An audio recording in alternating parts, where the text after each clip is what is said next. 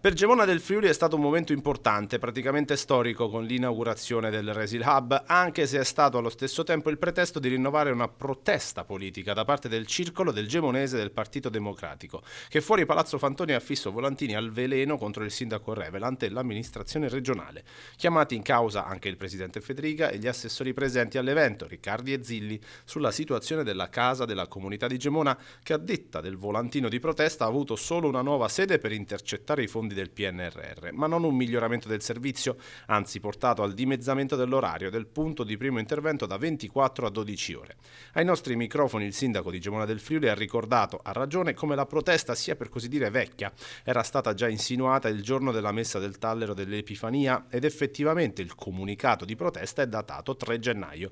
Il primo cittadino del comune friulano si rammarica per chi vuole infangare così i momenti positivi di tutta la collettività gemonese.